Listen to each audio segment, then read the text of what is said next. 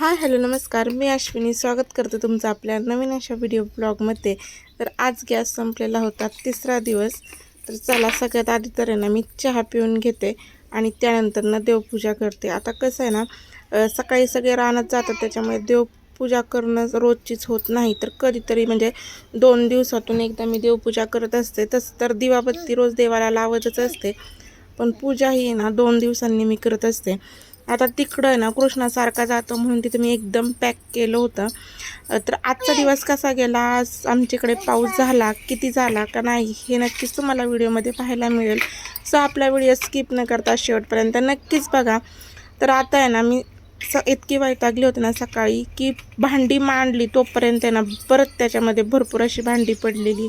म्हणजे सकाळी सकाळीच बघा, भांडी जाळीभर भांडी मी रात्रीची मांडली होती, तरी पण भरपूर अशी भांडी सकाळीच आज पडलेली आहेत. अजून तरी मला स्वयंपाक, बाकी त्यांची जेवणं हे सगळं व्हायचं आहे.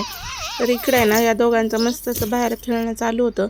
घरात पण तोपर्यंत आहे ना मी घरातलं आणि बाहेरचं झाडलं. घरात भरपूर असं गरम होतं आणि मग त्यानंतर ना पीठ मळायला घेतलं. आज थोडासा उशीरच झाला होता.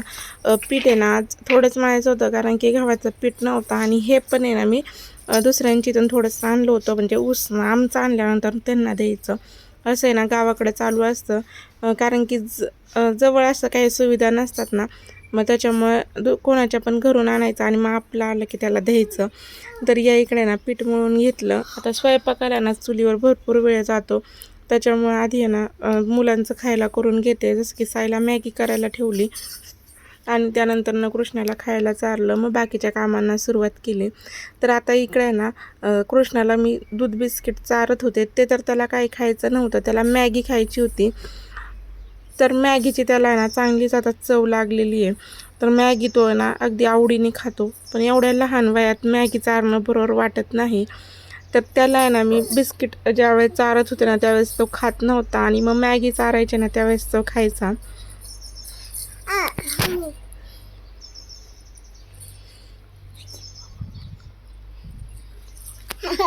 तर अजूनपर्यंत ना मी काही स्वयंपाकाला लागले नव्हते.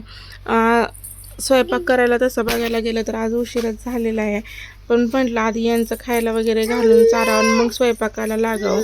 तर या इकडे ना मी आता वांगी जी आहे ती तोडून घेते. आता ही वांगी आणि गवार आहे ना खायचा खरंच कंटाळा आला आहे, कारण की रोज शेतात जे असेल ना त्याची रोज भाजी करून खायचं म्हणलं ना की कंटाळा येतो.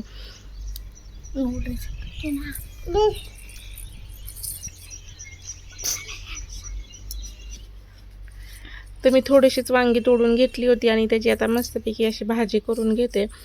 भाजी सुकी वगैरे काय आमच्या इकडं असं चालत नाही, पातळच लागते. त्याच्यामुळे पातळ भाजी. आता मी इकडे ना वांगी तोडीपर्यंत ना कृष्णाने माती खाल्ली होती, तो माती खायला शिकलाय.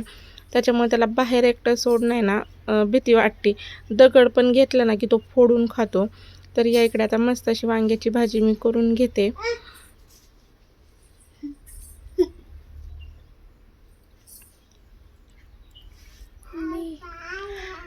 आता वांग्याची भाजी तर आपली शिजायला टाकली होती मी शेगडीवर, आणि चुली पुढे सरपण पण नव्हतं, त्याच्यामुळे जेवढं सरपण होतं तेवढ्यातच आता चूल पेटवली आणि त्यानंतर ना लगेच चपात्यासुद्धा करून घेतल्या.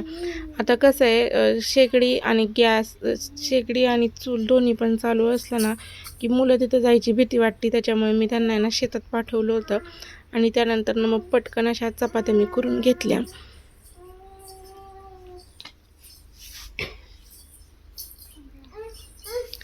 तर बघा आपली वांग्याची भाजी छान अशी तयार झालेली आहे. आता शेगडीला तर कधीतरी त्याची म्हणजे सारखीच त्याची कॉईल जाते, त्याच्यामुळे ना पटकन भाकरी पण करून घेतल्या. आणि आता ना मुलं येईपर्यंत म्हटलं खाऊन घ्यावं. तर हे जे काल आपण श्रीखंड केलं ना तेच खायला घेतलं, आणि तो जिथं मी स्वयंपाक केला ना तिथं पाणी उतलं. म्हणजे कसं तिथं बरीचशी अशी स्वयंपाकाची कचरा वगैरे पडलेला होता ना, तो धुवून गेला आणि तोपर्यंतच कृष्णाला खायला करायला ठेवलं होतं. आता 10:15 वाजेपर्यंत माझं जेवण, स्वयंपाक, घरं झाडून पुसणं सगळं झालं होतं. मी आता मुलांची वाट बघत होते. कसं आहे, त्यांना टायमिंगला जर खायला चारलं ना तर ते खातात आणि झोपतात. आता या इकडे तो आल्यानंतर ना त्याचं सगळं आवरलं, आणि दुपारी बघा त्याचं कसं खेळणं चालू आहे. जिथं दिसल ना तिथं चढायचं आणि नुसता पसारा खाली टाकायचा.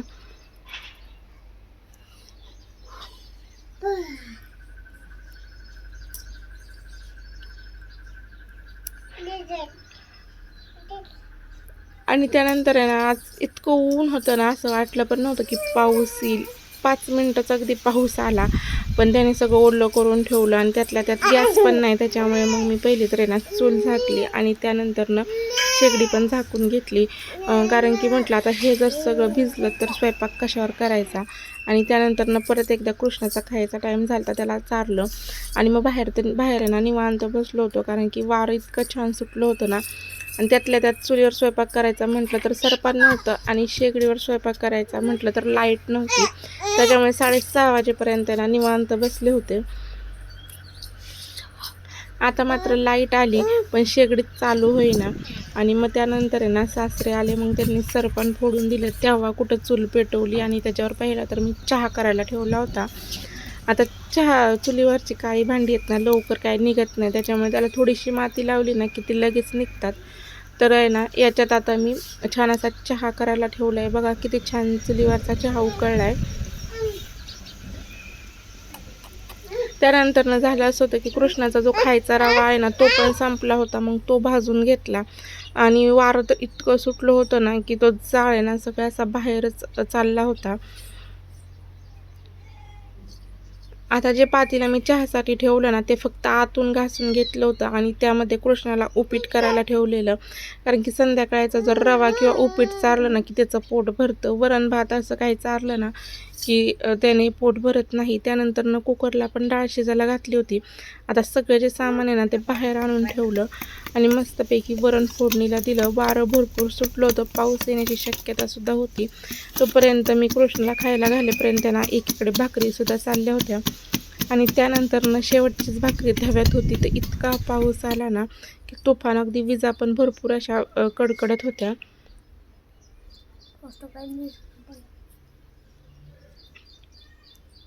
तर हा पाऊस कुठं कुठं झाला आहे नक्कीच कमेंट करून सांगा. आणि जर स्वयंपाक जर नसताना झाला तर आम्हाला उपाशीच राहावं लागलं असतं. तर बघा अशा पद्धतीने आजचा आपला छोटासाच व्हिडिओ होता. तुम्हाला जर आपला व्हिडिओ आवडला असेल तर नक्कीच आपल्या चॅनल लाईक करा, शेअर करा आणि हो सबस्क्राईब करायला मात्र विसरू नका. व्हिडिओ पाहिल्याबद्दल धन्यवाद. Bye bye.